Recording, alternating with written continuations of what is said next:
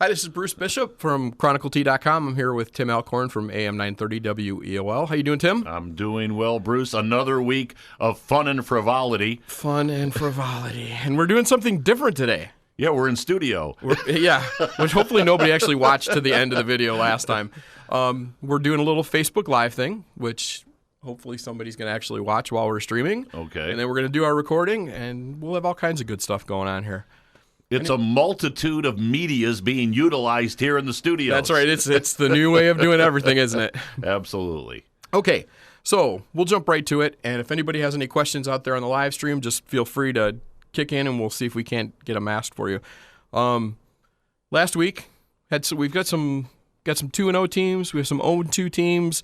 How are the standings kind of shaping out for the county right now? Well, we talked last week about the fact that week one, as far as Lorain County football was concerned, the county went 6-10.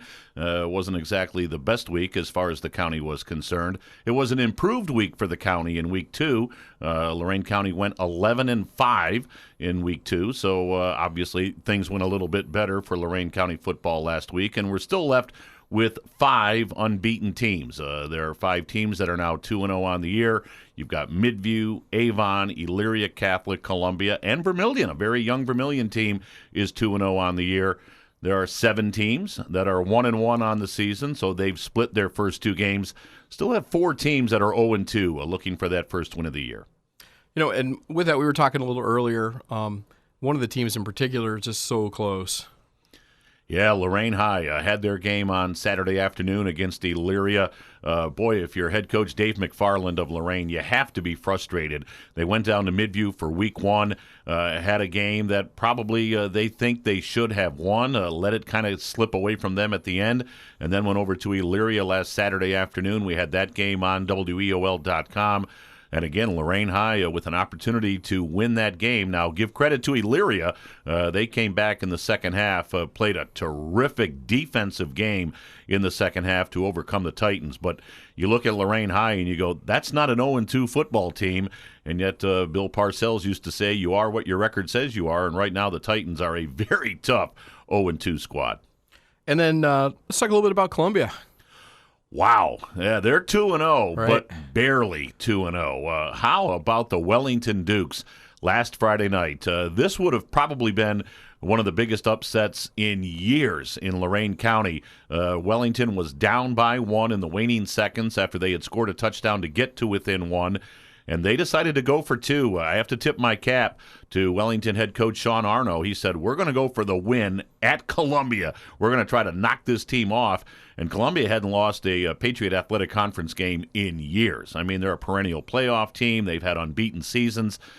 Columbia, to their credit, was able to knock down the 2-point conversion pass and win the game. But, boy, what a great job by the Dukes. They're 0-2, but something tells me, Bruce, that Wellington's confidence level is really going to rise now. Even though they lost that game, I'm sure they got on that bus going, we took Columbia right down to the final play of the game, and we almost beat them at their place.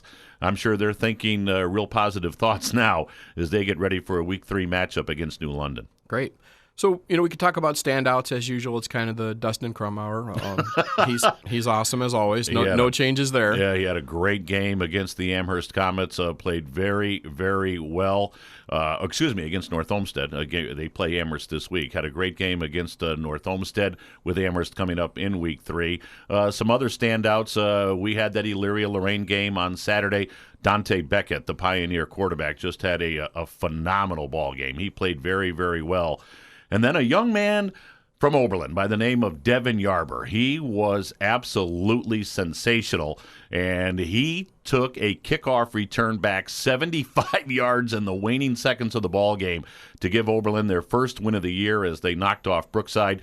Brookside had just scored on a huge play of their own to take the lead, and I'm sure the Wellington fans and the players and maybe even the coaches thought, boy, this one got away from us. Devin Yarber with a scintillating 75-yard kickoff return for the Phoenix. He had a great game for Oberlin, and congratulations to their first-year head coach, Garrett Mack. He now has his first win as a varsity football coach, and what a memorable way to get it. So we have a question in here from Facebook.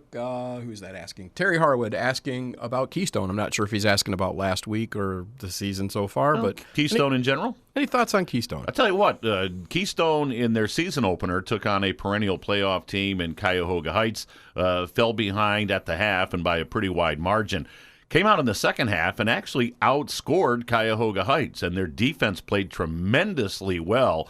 And even though they lost that opening game, I think that kind of catapulted them into their Week 2 ball game against Cloverleaf. We had that game last Friday night. It was our Stream 3 game on WEOL.com.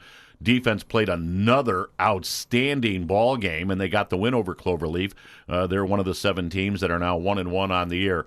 They've got a real challenge on their hands in Week 3. They take on a terrific Galleon club who they have never beaten, and it's the final time they're going to play on Friday night. So Keystone knows they have their hands full this week, but certainly their defense has just been tremendous through the first 2 weeks of the season. So they're going to need a real strong defensive effort on Friday night. All right. There you go, Terry. You can't ask for better than that. That's a pretty good answer.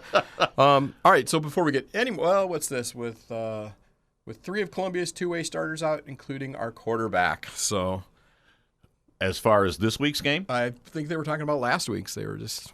Well, I mean, obviously, as I said, Columbia, a perennial program, a great program, and they find ways to win, which they did. And so I tip my cap. As everybody knows, Jason Ward's one of my favorite coaches in the area. The program he has built over at Columbia is just outstanding.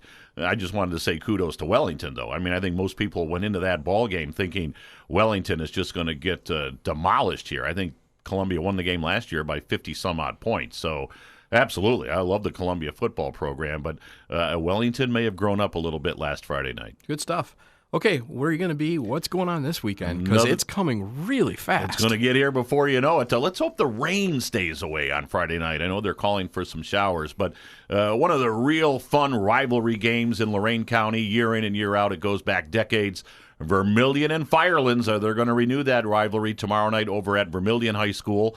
That's our radio game on WEOL. Vermilion, a 2-0 football team, one of the 5 teams in the county that's still unbeaten. Firelands at 1-1. They just absolutely crushed Brooklyn last Friday night. Boy, the Brooklyn football program, they have a long way to go. But, hey, Firelands did what they had to do.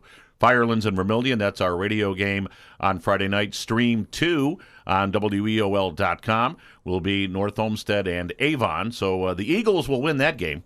Get that, Bruce? North Olmsted Eagles, Avon Eagles. Eagles will win that game. That's my prediction. Feeling very confident about that one? CT picket line. I'm going with the Eagles. That's right. And then Stream 3, the Medina County matchup on WEOL.com.